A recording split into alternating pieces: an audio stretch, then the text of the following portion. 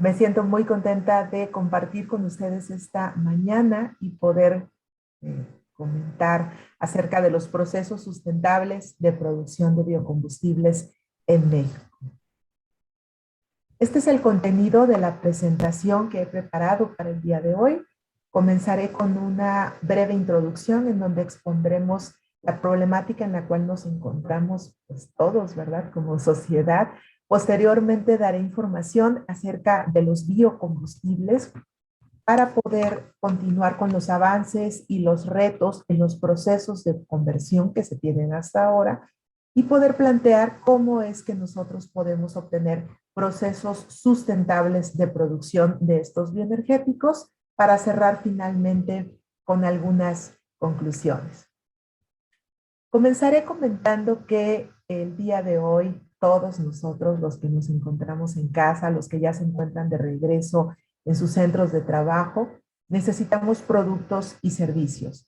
Vamos a necesitar insumos para poder alimentarnos, para poder llevar a cabo nuestras actividades tanto de trabajo como de recreación, nuestros hobbies, por ejemplo, ¿no? En mi caso me gustan mucho los cactus y las suculentas. Por supuesto, también necesitamos servicios de Internet, eso es lo que nos hace posible estar compartiendo en esta mañana. Y por supuesto, todos los servicios de salud asociados, especialmente en la situación en la cual nos encontramos ahora. A nivel internacional, la demanda de productos y servicios se mide mediante un indicador que se llama GDP. Esto se deriva de sus siglas en inglés, que es Gross Domestic Product. Como podemos nosotros observar, este indicador ha ido a la alza desde su creación en 1960. Estos son datos del Banco Mundial. Y simplemente como referencia, les comentaré que en el año 2019, este GDP tuvo un valor de 87.73 trillones de dólares, lo que representó a su vez un incremento del 1.5% respecto al valor de este indicador en el año 2018. Y por supuesto, este crecimiento económico que se deriva de ese aumento en la demanda de productos y servicios que nosotros como sociedad demandamos, va de la mano con un incremento en el consumo de energía.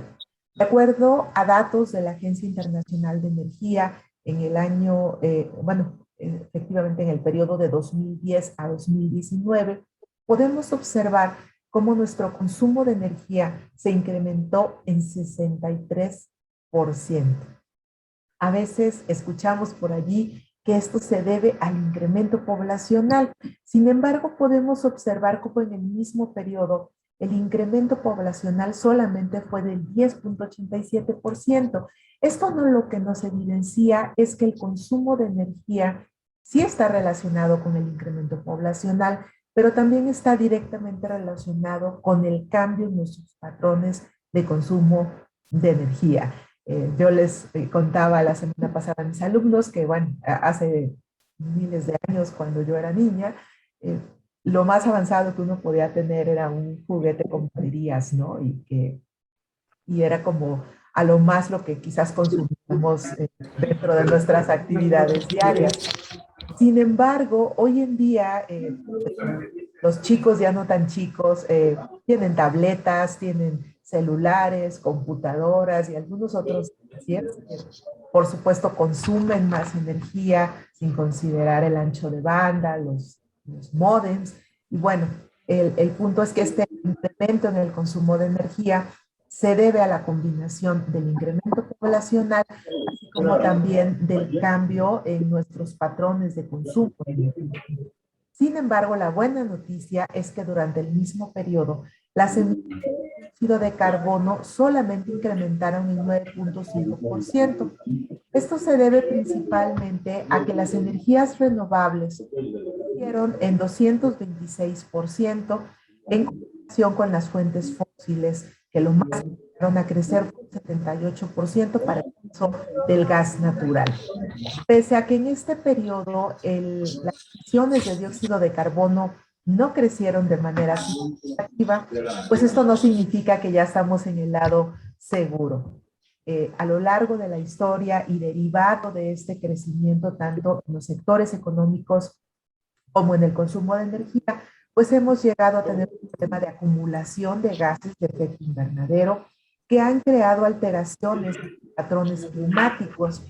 Y de acuerdo a algunos estudios, se estima que debemos reducir en 70% las emisiones de dióxido de carbono para no incrementar en más de 2 grados centígrados la temperatura terrestre. Este reto estaba bien fuerte, bien interesante y estábamos trabajando arduamente en él cuando llegó la cereza del pastel, es decir, el virus SARS-CoV-2 que ha creado una pandemia, que es la principal razón por la cual estamos ahorita compartiendo esta presentación de manera virtual y no cara a cara o de forma presencial, porque debido a que cuando este virus salió a la luz pública y se diseminó fácilmente, nos mandaron a tomar medidas de aislamiento social, esto con el objetivo de retardar la propagación de este virus en lo que se podían desarrollar las vacunas correspondientes. Esto cambió nuevamente nuestros hábitos de consumo y frenó de alguna u otra manera el crecimiento de prácticamente todos los sectores económicos como nosotros los conocíamos. De hecho, muchas cadenas de suministro se rompieron por primera vez en la historia. El precio del petróleo tenía un valor negativo. Entonces, ha sido todo un acontecimiento que ha barrido el mundo, vamos a decirlo así, de la forma en la que nosotros solíamos conocerlo. En este contexto, entonces, la Agencia Internacional de Energía, en conjunto con el Banco Mundial, crearon un plan para la recuperación sostenible de todos los sectores económicos. En esta gráfica que nosotros estamos viendo ahora en mi presentación, podemos observar cómo el año 2019 lo están tomando de referencia como un 100% de la productividad. Esta línea en color gris que nosotros podemos observar aquí representaba la trayectoria de crecimiento antes de la pandemia y estas líneas en color azul y en color rojo, naranja, representan los escenarios de rápida recuperación, que sería el azul, y el de recuperación tardía, que sería el naranja. En el caso del escenario de rápida recuperación, nosotros podemos observar cómo el pronóstico indicaba que en el año 2021 íbamos a poder alcanzar los mismos niveles de competitividad que teníamos en el año 2019. En contraparte, en el escenario de recuperación tardía, estos niveles se podrían alcanzar hasta mediados del 2022, inicios del 2023. ¿Cuál es la diferencia entonces entre que podamos recuperarnos más rápido o que nuestra recuperación pueda ser más tardía? La inversión en los sectores claves. ¿Cuáles son esos sectores claves? La inversión en electricidad renovable, la inversión en transporte sustentable, el uso eficiente de energía en la industria y en los edificios, el desarrollo de tecnologías de reducida huella de carbono y, por supuesto, el desarrollo de biocombustibles, que es el que nos atañe a la plática del día de hoy. Estos biocombustibles no solamente se consideran como una alternativa para el sector transporte, sino también para la generación de energía térmica o calor y para la generación de electricidad. Y a todo esto, ¿qué es un biocombustible? Bueno, los biocombustibles son combustibles que se obtienen del procesamiento de la biomasa que corresponde al ciclo corto de carbono. ¿A qué me refiero con el ciclo corto de carbono? Si recuerdan allá en sus años de juventud, ustedes que son mucho más jóvenes que yo, nosotros aprendíamos que el petróleo se originó de restos fósiles, de animales, de plantas que durante millones de años estuvieron sepultados por muchas capas de tierra y que de alguna manera asemejaron un reactor químico que operaba a altas presiones y a altas temperaturas y que durante millones de años logró transformar toda esa biomasa en petróleo, que es el que nosotros extraemos. De forma tal que el petróleo se origina también de la biomasa, pero en lo que se conoce como el ciclo largo de carbono, donde hablamos de millones de años para que pudiéramos obtenerlo. Todo ese carbono estuvo secuestrado, vamos a decirlo así, durante millones de años y el ser humano al descubrirlo y empezar a explotarlo para generar todos los combustibles que utilizamos hoy en día, lo puso de nuevo en circulación, pero a una tasa de uso mucho mayor que la tasa en la cual se fue secuestrando, vamos a decirlo así. Y es por ello que tenemos una acumulación de dióxido de carbono, porque estamos volviendo a poner en circulación una mayor cantidad de dióxido de carbono que aquella que la naturaleza es capaz de absorber. En contraparte, en el caso de los biocombustibles, estos corresponden al ciclo corto de carbono, es decir, aquella biomasa que se genera durante meses o no más de 10 años, ¿no? Por ejemplo, uno de las biomasas que les puedo decir que tarda más es la palma de aceite, que tarda cerca de 5 años en poder ser productiva, pero no se comparan 5 años, por ejemplo, con los millones de años de los que mencionábamos para el caso de la formación del petróleo. La gran ventaja que tienen es que cuando nosotros creamos estos biocombustibles, que pueden ser líquidos, pueden ser gaseosos o pueden ser sólidos, a partir de esta biomasa que corresponde al ciclo corto de carbono, cuando nosotros quemamos estos biocombustibles, el CO2 que se libera es exactamente el mismo CO2 que utilizó la planta durante su crecimiento. Y eso es lo que nos permite reducir de manera significativa las emisiones de dióxido de carbono en este tipo de biocombustibles. Dentro de los biocombustibles líquidos encontramos, por ejemplo, el bioetanol. Este se puede utilizar en mezclas en motores que funcionen a gasolina o se puede utilizar hasta en un 85% en los famosos motores flex fuel que podemos ver por ahí algunos vehículos que circulan con este tipo de etiqueta, digamos, ¿no? Esto lo que nos dice es que este tipo de motores puede funcionar con 15% de gasolina y 85% de etanol. Por otra parte, otro de los biocombustibles líquidos es el biobutanol. Por norma puede usarse en mezclas con gasolina de origen fósil hasta un máximo de 16% en volumen. Por otra parte, tenemos a la biogasolina, que esta es exactamente la contraparte fósil de la gasolina que nosotros conocemos, con la diferencia de que es idéntica tanto en composición como en propiedades a la gasolina de origen fósil, lo cual significa que podríamos utilizarla al 100% en los motores de nuestros automóviles que tenemos hoy en día. Otros biocombustibles líquidos son el diésel verde y el biodiesel. El diésel verde son exactamente hidrocarburos en el mismo rango de puntos de ebullición del diésel fósil que se obtiene del petróleo. Por lo tanto, este puede ser utilizado al 100% en aquellas camionetas o automóviles que tengan motores diésel, para el transporte de mercancías, así como para la maquinaria agrícola. En contraparte, cuando hablamos del biodiesel, estamos refiriéndonos a los ésteres metílicos que se obtienen mediante una reacción de transesterificación.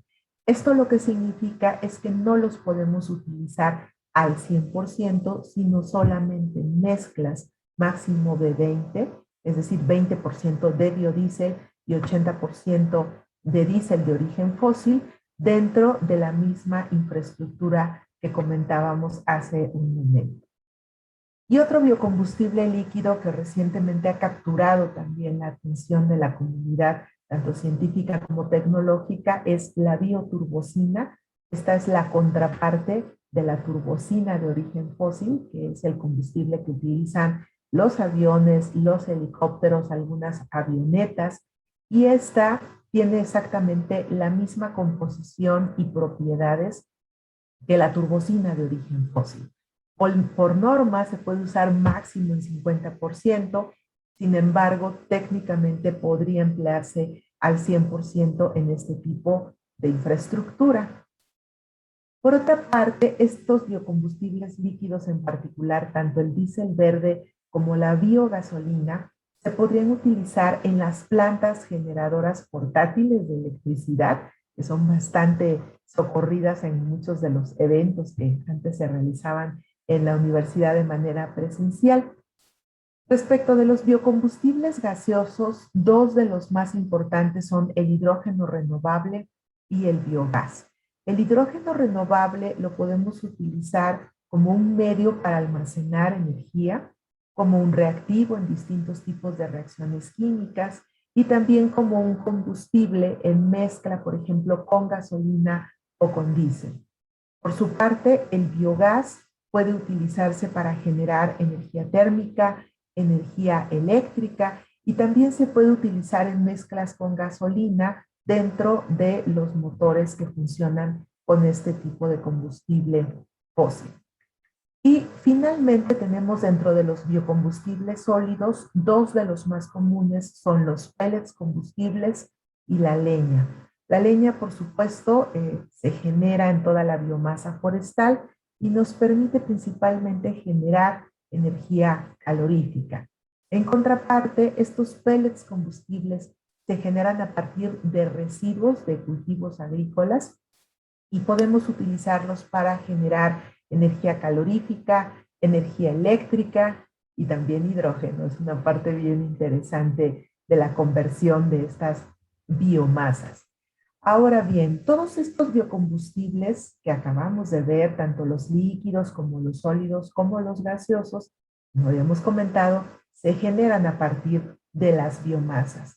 Estas biomasas se pueden clasificar de acuerdo a su composición química en biomasas que son ricas en triglicéridos, es decir, que constan principalmente de aceites, como puede ser las jatropacurcas o las microalgas, por ejemplo, ¿no? Que corresponden a las de segunda y tercera generación. También existen biomasas que son ricas en azúcares y almidones. Aquí encontramos principalmente a los cultivos comestibles como la caña de azúcar y el sorgo. Y también tenemos biomasas que son ricas en materiales lignocelulósicos, como son los residuos de cultivos y la hojarasca, por ejemplo, en general. Estas biomasas o estas distintas fracciones de las biomasas que son los triglicéridos, la lignocelulosa, los almidones y los azúcares pueden convertirse en todos los biocombustibles que acabamos de mencionar hace un momento, como el bioetanol, el biobutanol, biogasolina, biodiesel, el diésel verde, la bioturbocina, biohidrógeno, biogás y los pellets mediante distintas rutas de transformación que son las que estamos observando al centro de esta diapositiva. Así, por ejemplo, un azúcar se puede fermentar para obtener el bioetanol o en su defecto el biobutanol, por ejemplo. La lignocelulosa también se puede fermentar y se puede acompañar de una reacción de oligomerización para poder obtener, por ejemplo, la bioturbocina en la famosa ruta alcohol-to-jet.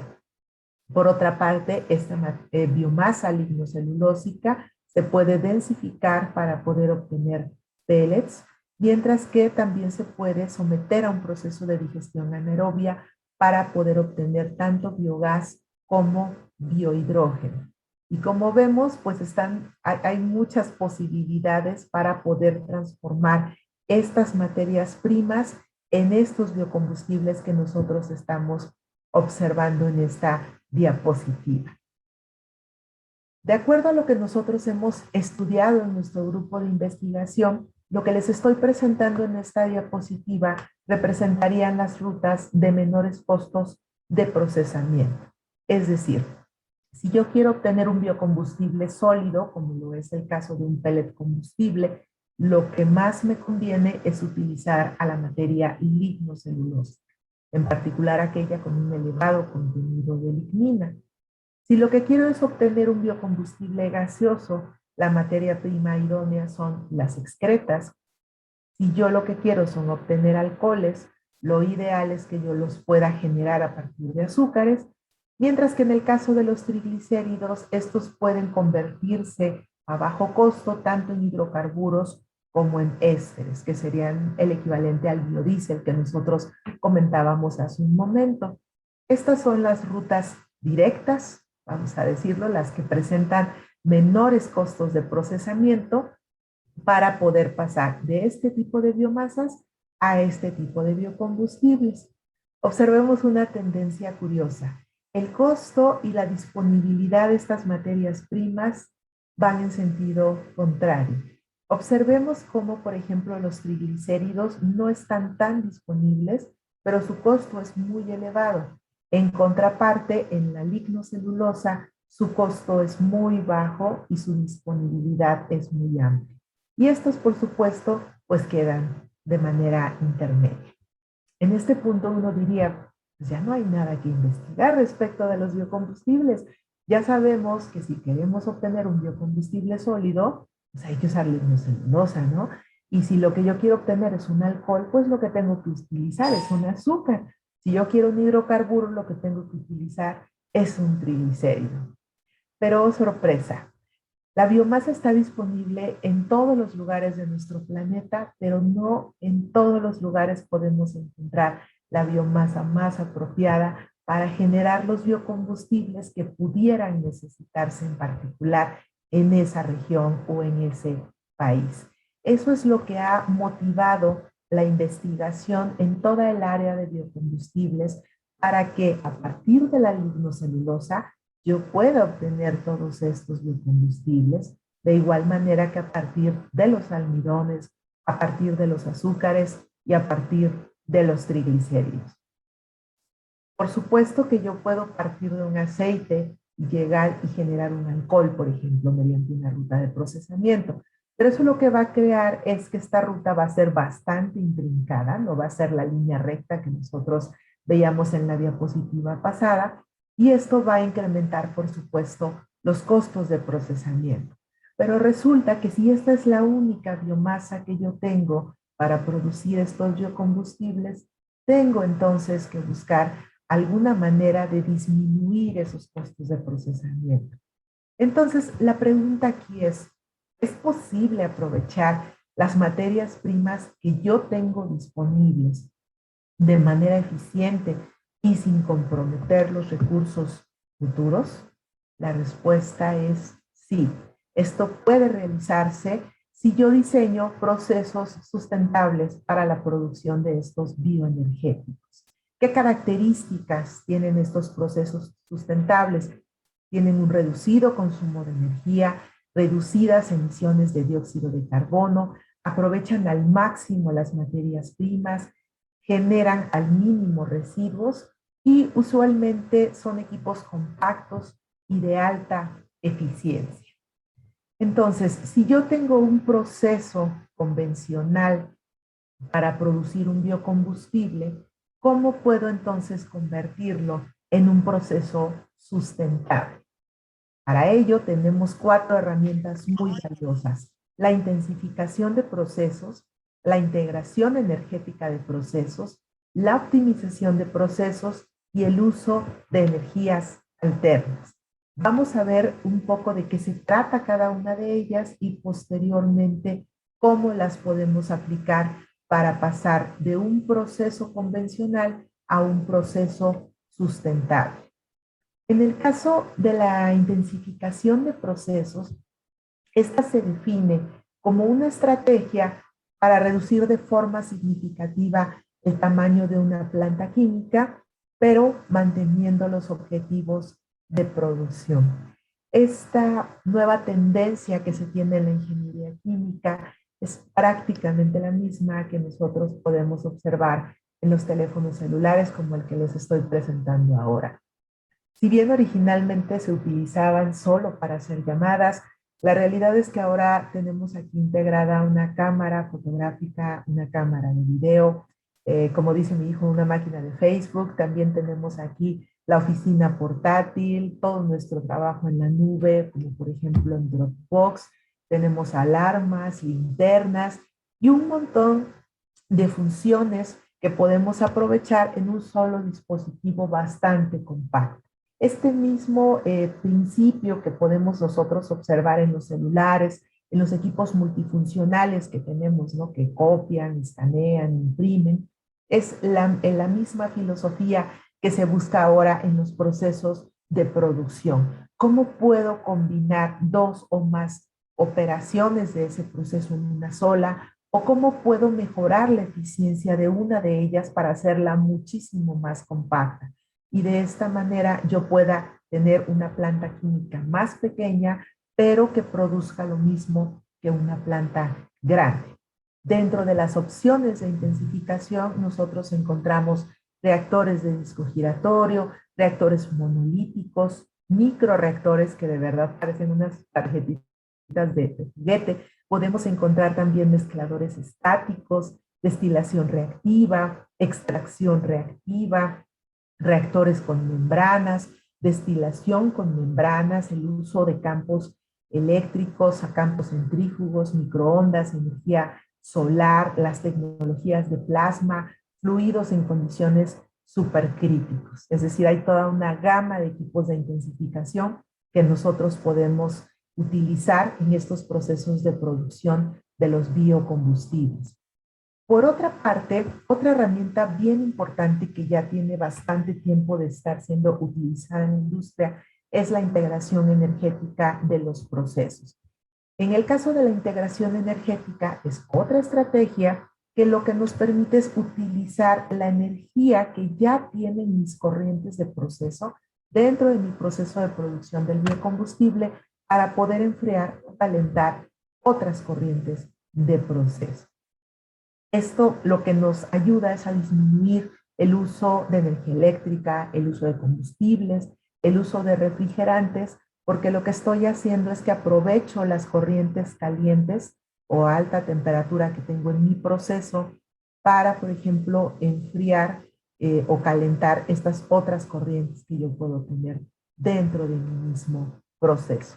En este caso, este intercambio de energía implica que yo debo adicionar algunos equipos más, principalmente intercambiadores de calor, para que efectivamente se pueda llevar a cabo esa transferencia de calor. Y una corriente caliente que yo necesitaba enfriar, lo pueda lograr mediante el calentamiento de una corriente fría que yo necesitaba calentar. Parece como trabalenguas, pero finalmente es intercambiar esos contenidos de energía en aras de reducir los requerimientos externos que pudiéramos tener de esos mismos servicios.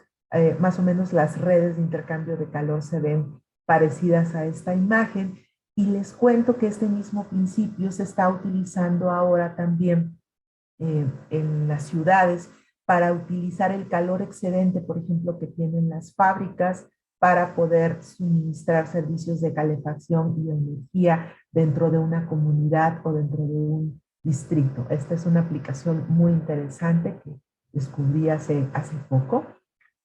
Otra de las herramientas de las que podemos echar mano para poder obtener estos procesos sustentables son sin duda las energías alternas.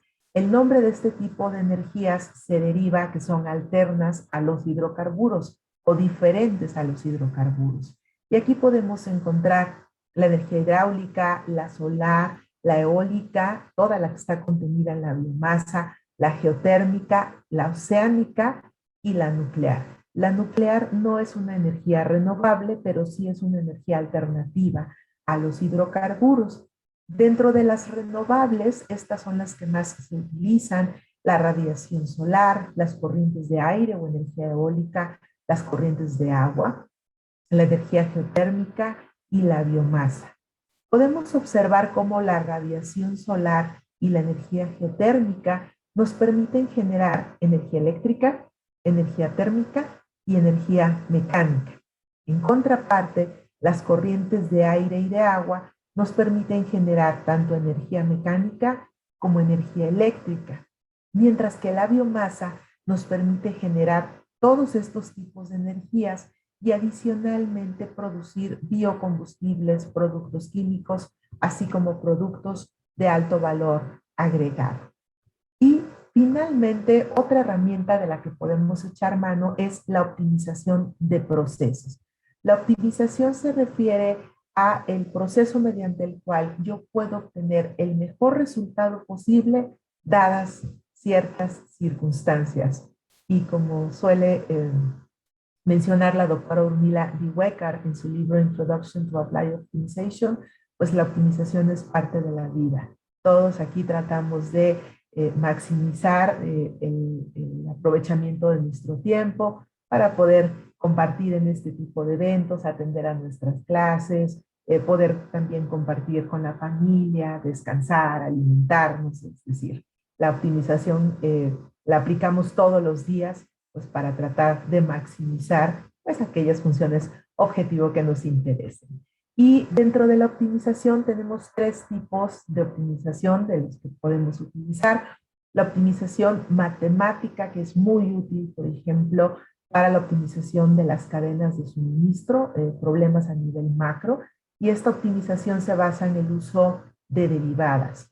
Por otra parte, la optimización evolutiva, también se le conoce como bioinspirada, porque lo que hace es observar el comportamiento de la naturaleza y tratar de emularlo en una estrategia de optimización. Por ejemplo, los cardúmenes de peces, las colonias de hormigas, por ejemplo. Esta se puede utilizar para la optimización de procesos de producción en específico y la optimización estadística, que es muy importante cuando estamos tratando de establecer a nivel experimental las condiciones óptimas en las cuales podemos obtener un biocombustible. Más que una competencia entre estos tres tipos, creo que lo interesante aquí es que podamos usar la herramienta más apropiada dependiendo la escala y el tipo de problema que nosotros estamos intentando resolver. Por lo que, ¿cómo podemos entonces, con estas herramientas, obtener un proceso sustentable de producción de un biocombustible? Nosotros vamos a comenzar definiendo un proceso convencional de producción. Y aquí la optimización estadística es de gran ayuda porque nos permite encontrar las condiciones que maximizan el rendimiento o en su defecto la calidad de ese biocombustible que nosotros queremos producir. Una vez que nosotros ya tenemos definido este proceso convencional, lo que sigue es que podamos llevar a cabo un modelo de ese proceso de producción en un simulador de procesos. Hay varios disponibles comercialmente. Y una vez que ya ese modelo reproduzca con un error aceptable, porque todos los modelos tienen error, déjenme les cuento, ese proceso que nosotros ya vimos en la experimentación, en la realidad, entonces vamos a proponer y evaluar una estrategia de intensificación. ¿Cómo puedo combinar esas operaciones unitarias para hacer un proceso más compacto? ¿Qué equipo de alta eficiencia puedo utilizar que sea mucho más pequeño, pero que me permita procesar la misma cantidad de materia prima?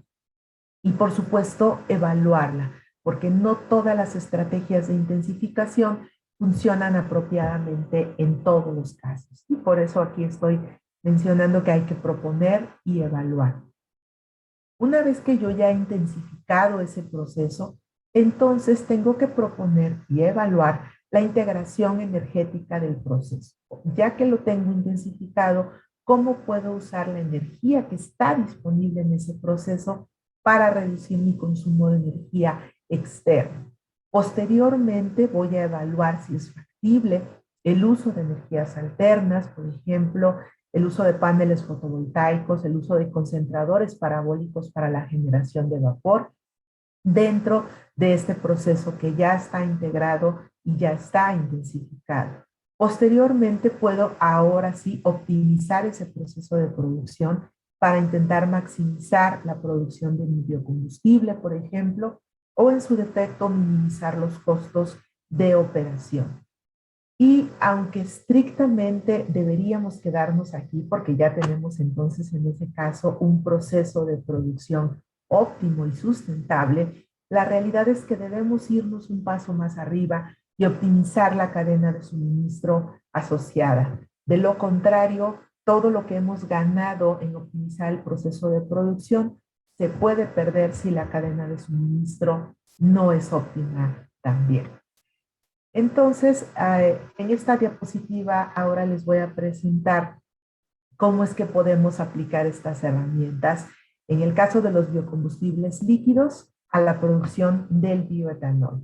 Este bioetanol, por ejemplo, una de sus rutas de producción es el uso de biomasa lignocelulósica, como toda la que se deriva de los cultivos, por ejemplo. Esta se somete a una operación de molienda, posteriormente a una reacción de hidrólisis, posteriormente una fermentación y después de ahí se debe hacer una destilación para poder obtener este bioetanol anhidro, que es el que en realidad podemos utilizar dentro de los motores, es decir, un bioetanol que no tenga agua. Todo lo que les estoy presentando aquí abajo son distintas propuestas en donde nosotros hemos incorporado el uso de energías alternas, el uso de integración energética y el uso de intensificación de procesos para mejorar este proceso de producción de bioetanol. De forma tal que en esta primer ruta que yo les presento, la molienda, por ejemplo, puede ser asistida parcialmente por energía solar, por eso tenemos este recuadro de color naranja aquí.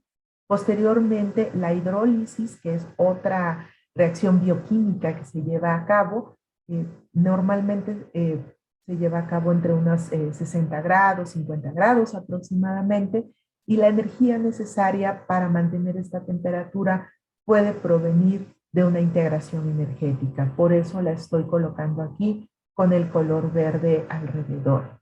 En el caso de la fermentación, yo puedo intensificarla mediante el acoplamiento de un campo eléctrico y eso me permite incrementar la producción de bioetanol. Esta es una operación intensificada que también puedo disminuir el consumo de energía mediante la aplicación de una estrategia de integración energética. Por eso aquí tenemos un cuadrito en color amarillo con una orilla de color verde. Y una vez que yo ya obtuve ese bioetanol, necesito purificarlo y para ello podemos hacer uso de columnas de destilación térmicamente acoplada que reducen entre un 30 y un 50% el consumo de energía respecto de esta operación de destilación convencional. Entonces yo esperaría que este proceso de producción tuviera un menor consumo de energía y en consecuencia un menor impacto ambiental que en el caso de este otro proceso convencional, que es el que tenemos aquí todo en color gris para representar que no es tan verde todavía como quisiéramos. O también pudiera tomar la molienda asistida por medio de energía solar, la hidrólisis integrada térmicamente para que esa energía que requiere la hidrólisis se proporcione de otra corriente de proceso y puedo llevar a cabo la fermentación acoplada con una operación de membrana para purificar in situ el bioetanol. Y esto también lo puedo integrar energéticamente para reducir aún más el consumo de energía. Podría también tomar la operación de molienda y llevar a cabo un proceso simultáneo de hidrólisis con fermentación y posteriormente someterlo a un proceso de destilación térmicamente acoplada que me permita obtener el bioetanol o inclusive podría llevar a cabo una operación de molienda asistida con energía solar y llevar a cabo el proceso de hidrólisis con fermentación simultáneos en presencia de una membrana que me permitiera obtener el bioetanol anhidro de este proceso. Como verán, aquí tenemos una, dos, tres, cuatro alternativas en donde podemos nosotros observar que no solamente se aplica la intensificación de procesos, sino también la integración energética y por supuesto también el uso de las energías alternas. Una vez que yo ya tengo este proceso o cualquiera de estos procesos, todavía puedo llevar a cabo una optimización tanto de este proceso de producción como de la cadena de suministro. Y alguna de estas cuatro opciones, si no es que las cuatro, tendrán un menor impacto ambiental, un menor consumo de energía y quizás alguna de ellas mayor productividad respecto de este proceso convencional que estamos observando aquí. Veamos ahora, por ejemplo, el proceso de producción de biogás, de nuevo a partir de biomasa lignocelulósica. lo voy a someter a una operación de molienda, seguido de una operación de hidrólisis, digestión anaeróbica, la separación y el biogás. Eh, Aquí abajo lo que les estoy presentando son los procesos mejorados, esos procesos sustentables, en donde la molienda está asistida por energía solar, la hidrólisis está integrada energéticamente y la digestión la llevo a cabo de manera simultánea junto con una membrana que me permite obtener el biogás con alta pureza, de forma tal que estas dos operaciones las estoy juntando en una sola. O también podría llevar a cabo un proceso de molienda seguido de otro en donde de manera simultánea realice la hidrólisis, la digestión y la colocación de esta membrana para poder obtener el biogás de forma pura. Ambos procesos tienen que ser evaluados en términos de sus costos totales anuales, el precio que resulta del biocombustible y por supuesto su impacto ambiental. Y esos indicadores son los que a nosotros nos van a decir si efectivamente estamos mejorando o no con respecto a este proceso convencional. Y de nuevo, este recuadro en color azul intenso lo que nos representa es que todos pueden ser optimizados, tanto en el proceso de producción en sí como en la cadena de suministro.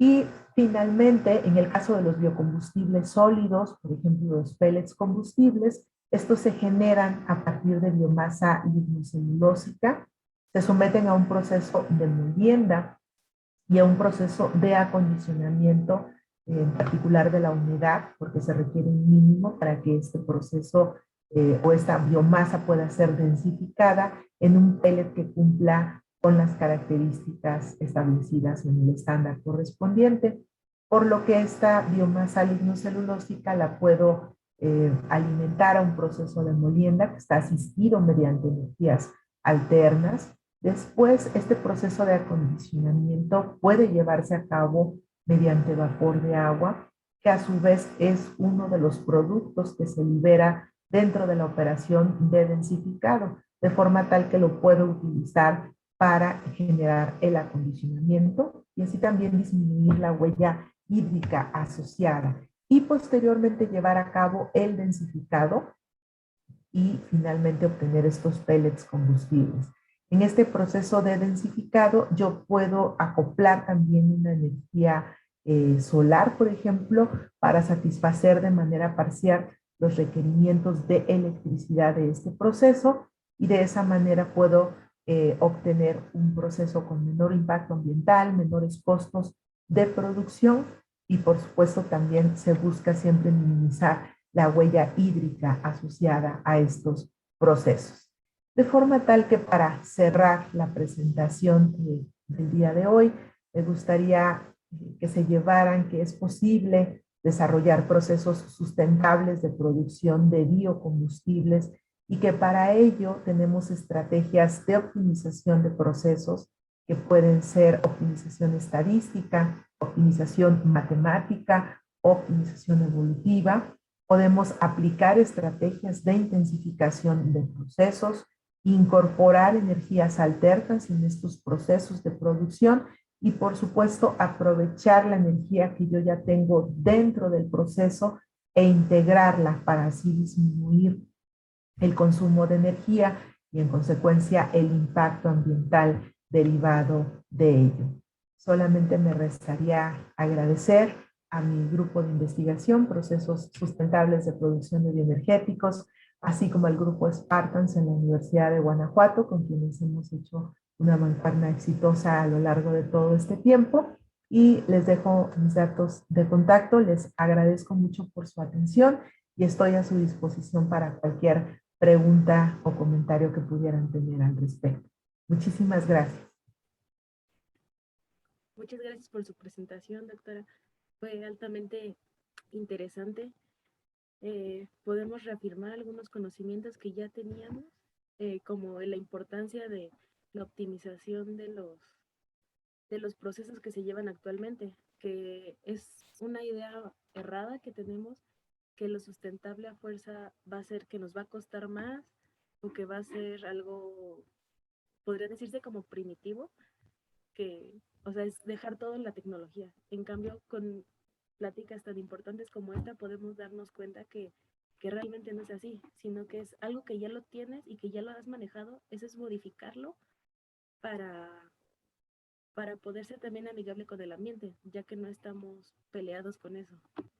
Está muy, muy No, y interesante. también entender que los combustibles que nosotros utilizamos todavía al día de hoy, los provenientes de petróleo, también tienen un impacto ambiental. Aquí lo que se trata es de poder mantener digamos, nuestro estilo de vida lo más parecido posible al menos, pero con combustibles que sean menos dañinos para así poder garantizar un desarrollo sostenible. Y un aspecto también que considero muy importante es entender que el hecho de que un biocombustible se genere a partir de una biomasa lo hace renovable, pero no necesariamente sustentable.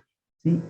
Muchos me dicen, entonces no todos los biocombustibles son sustentables. No, si resulta que la energía que yo voy a obtener en ese biocombustible es mucho mayor que la que, eh, perdón, mucho menor que la que yo tuve que invertir en el proceso para obtenerlo, pues como se dice por ahí coloquialmente, sale más caro el caldo que las albóndigas, ¿no? Es mucha más la energía que yo estoy invirtiendo en obtener el combustible que la energía que me va a dar ese combustible. Y es justamente donde estas herramientas que yo les comentaba nos ayudan a disminuir ese consumo de energía, a tener plantas más compactas y de esa manera poder contar efectivamente con biocombustibles que sean no solamente renovables, sino también sustentables. Muchas gracias. Abrimos la sección de preguntas y respuestas. Si alguien tiene alguna duda, la puede escribir en el chat o directamente puede abrir su micrófono y preguntarle.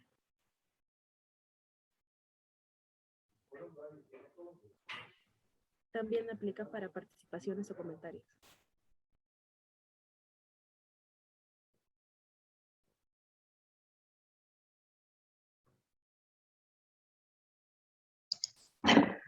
Muchas felicidades, doctora, por esta presentación. Antes de seguir con mis comentarios, anímense a realizar una pregunta a la doctora. Aquí tenemos gente de arquitectura, de ingeniería, la mayoría del campus San Juan, aspirantes de semestre cero para todas las ingenierías. Entonces, anímense a preguntarle a la doctora, aprovechando que ella tiene múltiple conocimiento de todos los biocombustibles.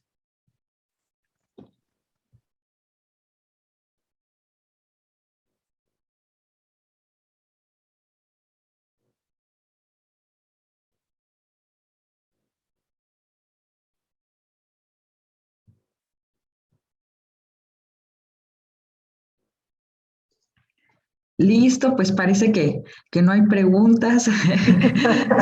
Se cohíben mucho contigo, doctora. Ay, ¿por qué, chicos? Estamos a aprender. Exactamente, sí. Este es el objetivo nada más. Así es que no se cohiban, ustedes pregunten. Eh, El chat. que muchas veces yo tengo la respuesta y a veces eso nos da pauta a poder darle un giro diferente a nuestros proyectos. Entonces, todos los comentarios de verdad son bienvenidos. Ok, tenemos una pregunta en el chat de Carlos Villascán. Dice, muchas gracias, doctora Claudia, por la presentación. Tengo varias preguntas. Dentro del proceso de molienda, ¿es importante considerar un diámetro de partícula? Y si así es, ¿cuál es? Bueno, sí es importante considerar un cierto tamaño de partícula. Normalmente en los procesos de molienda, como de trituración, pues siempre se tiene una distribución de tamaño de partículas. Es decir, yo puedo estar reduciendo el tamaño de algo, pero eso no significa que todas las partículas resultantes van a tener exactamente el mismo tamaño. Ahora, el tamaño va a depender de la aplicación que tú estás buscando. En el caso, por ejemplo, de la producción de pellets combustibles, los tamaños rondan entre 1 y 5 milímetros y depende de la composición de la biomasa, digamos, va a ser el tamaño óptimo que tú necesitas para poder tener, por ejemplo, un pellet que tenga una buena durabilidad, una buena calidad. Ese es en el caso de ese biocombustible sólido en particular. Pero si estás pensando en una molienda, por ejemplo, previo a una etapa de gasificación, ahí necesitas otro tamaño de partícula, que la distribución sea diferente. Entonces, todo va a depender de qué es lo que vas a hacer después con lo que estás moliendo. Si lo vas a someter a un proceso de hidrólisis, pues debe ser tan pequeño como se pueda para que los microorganismos lo puedan procesar, por ejemplo, sin mayor problema. En el caso de los pellets, si mueles demasiado, el pellet se desborona porque no se aglomera. En el caso de la gasificación, el tamaño no debe ser tan pequeño, pero tampoco debe ser tan grande. Entonces, no te puedo dar una respuesta en concreto. Finalmente, todo depende de lo que vayas a hacer posterior o lo que venga, vaya, después de ese proceso de molienda. Espero no haberte confundido más, y si no, me dices y nos rebobinamos y volvemos a discutir. Gracias. Hay otra pregunta de Camila Sus.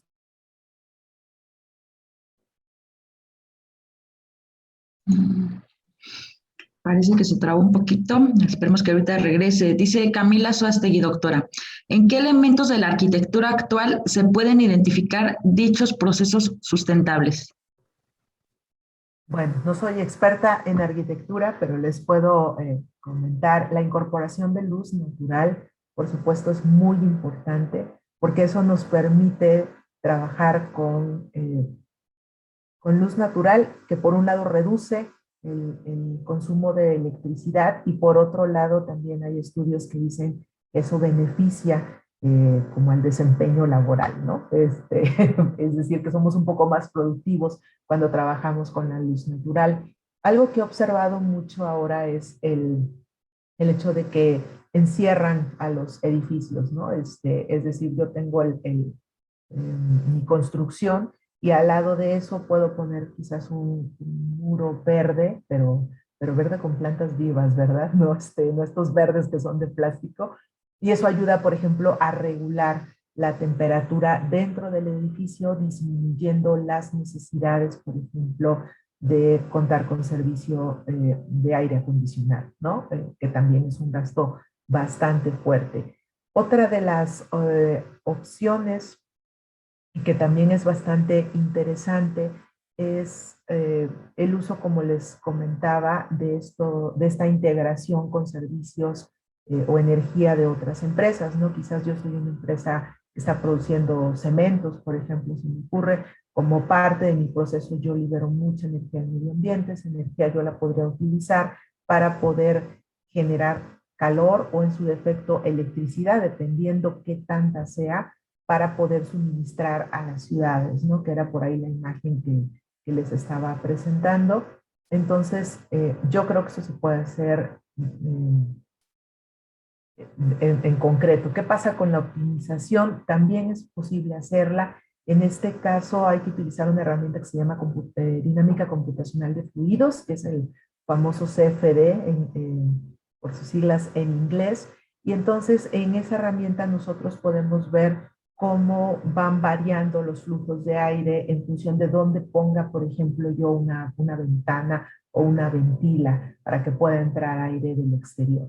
Entonces podemos ir jugando, vamos a decirlo, con posiciones distintas para poder garantizar una máxima ventilación, por ejemplo, en un espacio, o mínima, dependiendo, ¿no? Entonces también se pueden utilizar en ese tipo de cuestiones, independientemente de que hay equipos para los sistemas de refrigeración que son intensificados, que son de mínimo consumo de energía, de mínimo ruido, y que también se pueden utilizar en los edificios. No sé, Camila, si con esto más o menos te doy una perspectiva.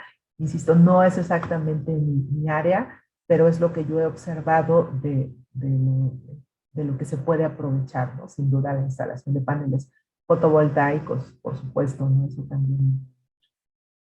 Sí, muchas gracias. Gracias a ti.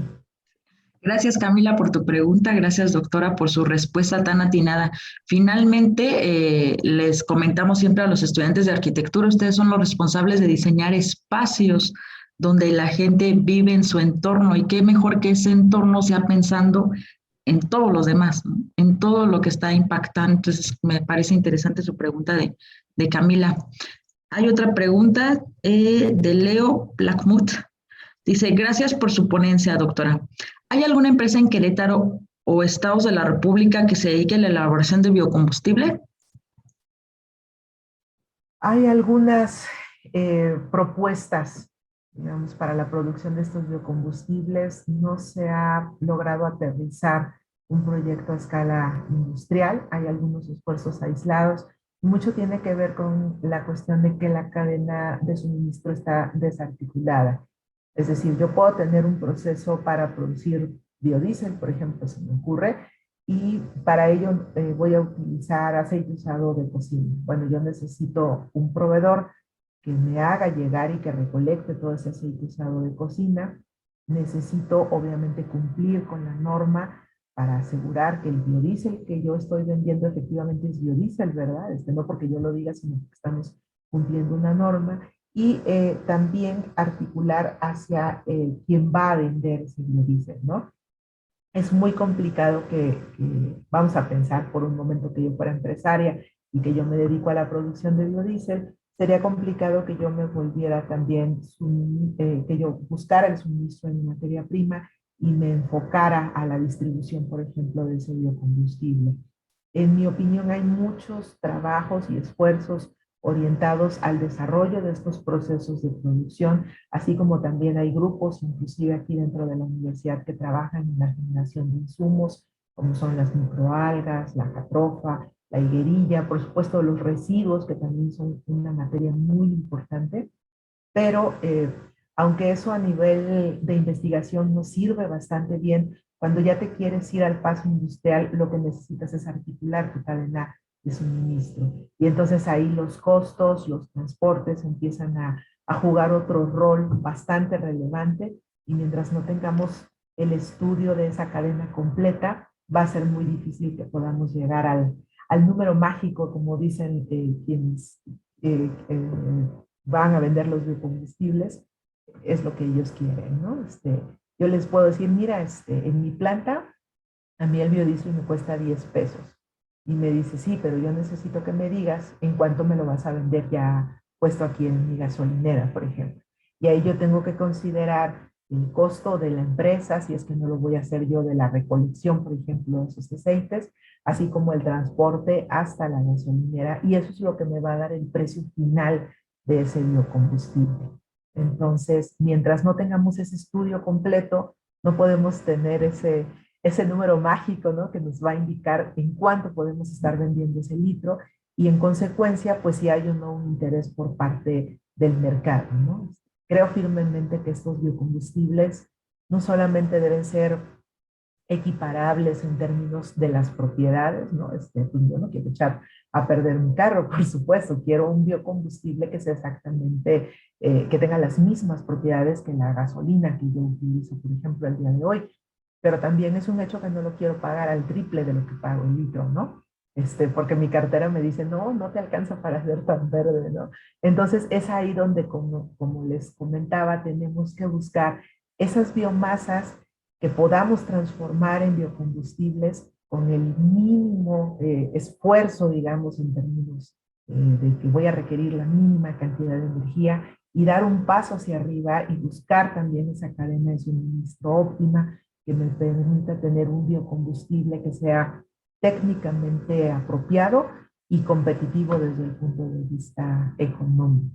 Entonces, no hay tantas como quisiéramos, insisto, así hay varios esfuerzos aislados, pero todavía no hay una consolidación, digamos, de la cadena de suministro de biocombustibles en México. Gracias, doctora. Pues qué bueno que lo menciona. La parte de optimización, pues siempre está presente, ¿no? Pues necesitamos sí generar recurso, pero que ese recurso pues sea pues altamente efectivo, ¿no? Que no te produzca pues un mayor gasto para pues que se conserve la sostenibilidad. Muy bien. Así es. Hay otra pregunta de Andrea Rivera. Dice, gracias, doctora. ¿Hay algún promedio estimado de años en el que nosotros como sociedad podamos disponer de estos combustibles con mayor facilidad para uso cotidiano? Esa sí es una pregunta complicada para que veas. Eh, el establecimiento de esta industria depende de muchos factores. No solamente es cuestión de contar con la tecnología, sino también de contar con quién va a invertir en la tecnología, quién va a proporcionar los insumos, quién va a hacer toda la logística y la distribución. No me atrevería a dar un pronóstico para todos los biocombustibles. En el caso de los biocombustibles sólidos, es donde yo veo un poco más directa, digamos, la implementación. Nosotros hemos tenido algunos acercamientos con industrias que generan residuos orgánicos, por ejemplo, el bagazo de agave, y están interesados en poder producir, por ejemplo, pellets combustibles para satisfacer las necesidades energéticas dentro de su mismo proceso. Entonces ahí quizás más que una producción a gran escala, lo están viendo como de autoconsumo. Yo creo que estamos empezando por ahí con buenos resultados. En el caso en particular del combustible sostenible para el sector de la aviación, estoy colaborando con una asociación civil que está justamente integrando esta cadena entre las aerolíneas, los que producen los aviones, todos los organismos internacionales de la aviación, la parte gubernamental y bueno, los que nos dedicamos a la investigación. Y ahí un poquito la expectativa va a que en unos 3 o 5 años podamos tener la primera planta para la producción de combustible renovable de aviación en México. De esa sí te podría dar ese dato un poco más concreto porque estoy bastante metida en ello. Pero bueno, de manera análoga se podría trabajar en algo similar para el diésel verde y para la biogasolina, que sin duda son de los biocombustibles que más utilizamos en México y que yo creo que deberían ser los siguientes, ¿no? En mi opinión. No sé si con esto contesté tu pregunta o si quedó alguna duda, me dices y con mucho gusto la revisamos. No, maestra, está muy bien, gracias. Gracias a ti, corazón.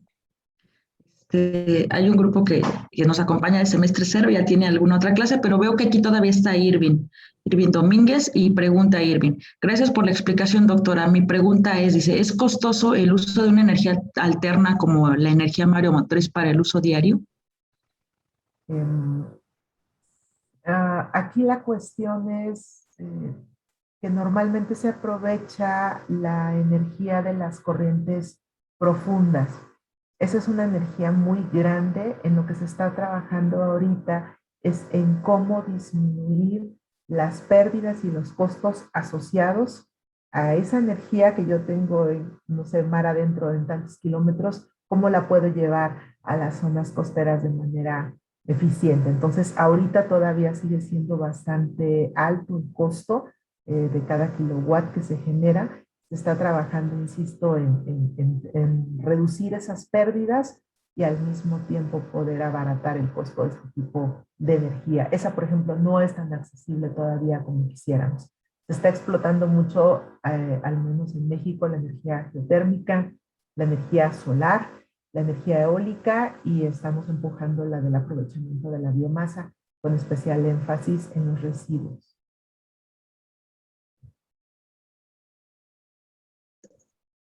Gracias, doctora. Pregunta Carlos Villascán, dice, gracias, tengo otra más. Dentro de la hidrólisis emplea agua desmineralizada o cruda, y si fuese cruda, ¿cómo podría ayudar en el proceso?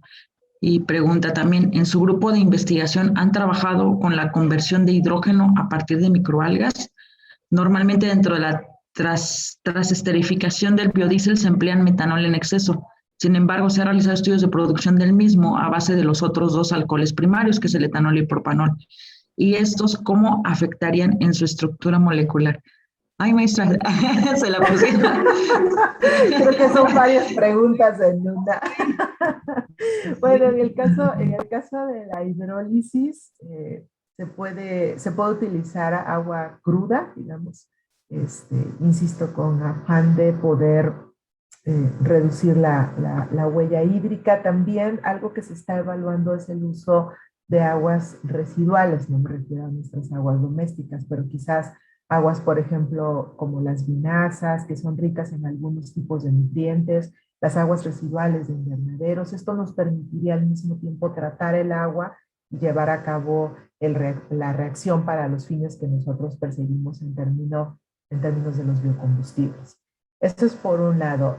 La otra que comentabas respecto de la transesterificación, la clásica, digamos, la transesterificación clásica es donde se utiliza el metanol, pero la investigación se ha orientado también al uso de alcoholes de cadena superior, como pueden ser el butanol, el pentanol.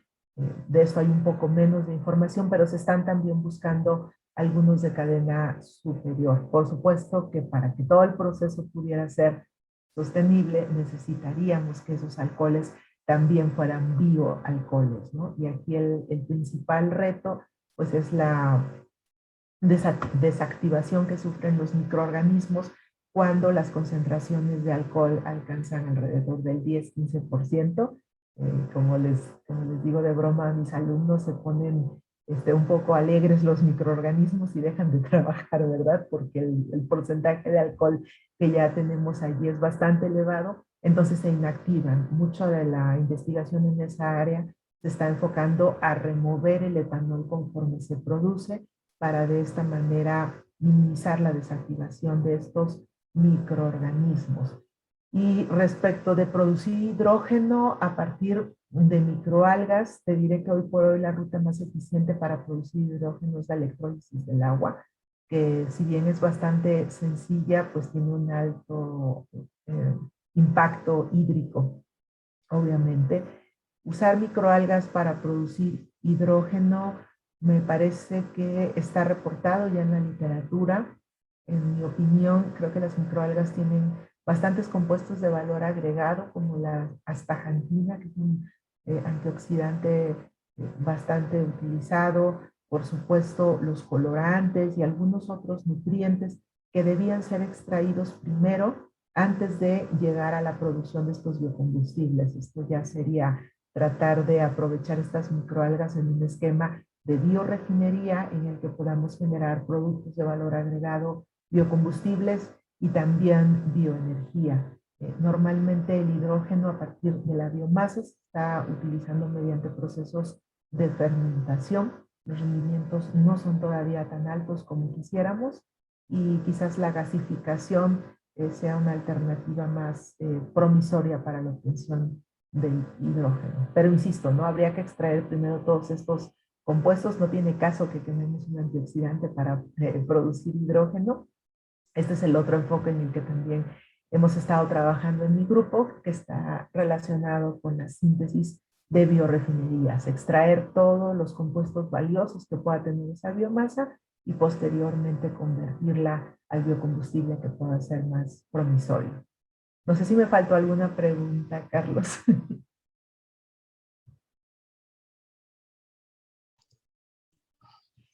No, doctora, muchísimas gracias. Al contrario, hijo, gracias a ti. Gracias, Carlos, también por tus cuestionamientos. Pregunta Fernán Gudiño. Yo tengo una duda. Dice, ¿qué beneficios tendría el sector industrial y ciudadano el uso de energía alterna como la nuclear? Gracias. ¿Qué beneficios tendríamos? Bueno, estrictamente cuando se produce la energía en una central eléctrica, el combustible, pues es como tal este material nuclear que al estarse desintegrando en esta reacción de desintegración, libera cantidades grandes de energía, por lo que no necesitas quemar un combustible para poder generar, por ejemplo, energía eléctrica. Lo que normalmente se hace en estas centrales es que estas barras de combustible liberan calor, ese calor se transporta o se transfiere a una corriente de agua y como resultado de eso se genera un vapor. Ese vapor se hace pasar por un generador y de esa manera puedes obtener electricidad. Entonces, las emisiones como tal asociadas pues son relativamente bajas in situ. Aquí el principal problema va con el confinamiento de esos combustibles nucleares una vez que se ha acabado su vida útil. No puedes, como les digo a mis alumnos, no puedes hacer una mesita de centro, ¿verdad?, para tu casa con las barras de los combustibles nucleares, sino que tienes que darle un confinamiento, tienes que ponerla en recipientes de plomo con bastantes recubrimientos para que de esa manera la radiación no se libere al ambiente y no crees otro problema de contaminación. Esta parte del confinamiento de todos esos residuos nucleares es lo que desde mi perspectiva no lo hace una fuente de energía renovable ni necesariamente verde, porque el residuo que queda es bastante peligroso, digamos, no solamente para el medio ambiente, sino también para el ser humano, ¿no?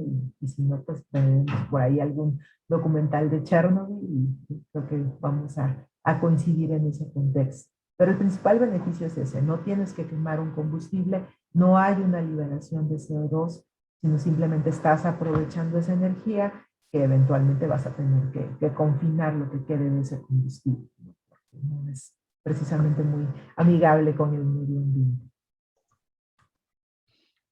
Gracias, doctora, muchas gracias. Gracias a ustedes. Pues sí, la materia no se crea ni se destruye, solo se transforma. ¿Y a dónde vas a mandar eso que ya transformaste en energía nuclear, verdad? Exacto, y el impacto asociado a ello también, ¿no? Muy bien, doctora, pues mira, te estoy mandando ahí en mensaje privado, mis datos, correo y teléfono. Como pudiste darte cuenta, esta es una actividad realizada por alumnos para los alumnos. Entonces, son prestadores de servicio social del programa de sustentabilidad UAC aquí en el campus San Juan del Río, y Itzel como coordinadora, y los demás jóvenes que te estuvieron buscando y con quien tuviste comunicación son prestadores de servicio social del mismo programa. Entonces, te envío mis datos para que podamos trabajar en colaboración para lo que se requiera, lo que necesites. Ahora ya como parte de ingeniería nos dedicamos a coordinar también el programa de Cultura Verde, donde tenemos becarios en los diferentes campus. Entonces ahí nos ponemos a tus órdenes, doctora, felicitar y agradecer el trabajo que estás realizando y también el quererlo compartir con este grupo de alumnos que en su mayoría son de semestres iniciales, por lo que esta información les será de mucha utilidad para que puedan generar conciencia, y pues los que van de salida para que tengan pues ese conocimiento, para que sepan cómo aplicarlo a la sociedad ya que van a salir. Mitzi, ¿nos apoyas con lo siguiente? Sí, claro, permítame. Sí, agradecer también a todos su asistencia. Sabemos que estamos en clases, a veces en examen parcial, les agradecemos que estén aquí. Vamos a proceder a hacer entrega del certificado de participación. La Universidad Autónoma de Querétaro, a través de la Coordinación de Gestión para la Sustentabilidad, otorga el presente certificado de participación a la doctora Claudia Gutiérrez Antonio como reconocimiento por su intervención en el Festival EcoWac 2021, realizado del 6 al 10 de septiembre. Las firmas se encuentran en proceso, pero en cuanto las tengamos, se lo haremos llegar a través de su correo, doctora. Muchísimas gracias, de verdad, por la oportunidad de compartir con ustedes, por sumarme a este esfuerzo que están realizando, y las puertas de nuestro grupo de investigación están abiertas para todos ustedes. Con mucho gusto los podemos recibir. Finalmente todos somos UAC, creo yo, independientemente de nuestras facultades, y con mucho gusto de verdad podemos contribuir en todo lo que esté a nuestro alcance a su formación. Muchas, muchas gracias. Gracias, Mitzi. Gracias, doctora. Y pues también haremos llegar las ligas de esta presentación por si la puede consultar o si le sirve después a usted para que la pueda compartir. Muchas gracias a todos. Gracias, doctora. Itzel tuvo por ahí algunos problemitas, pero también agradecerle a Itzel todo este trabajo y a los prestadores de servicio social que aquí se encuentran. Muchas gracias. Gracias, que tengas muy buen día. Cuídense mucho. Adiós, gracias.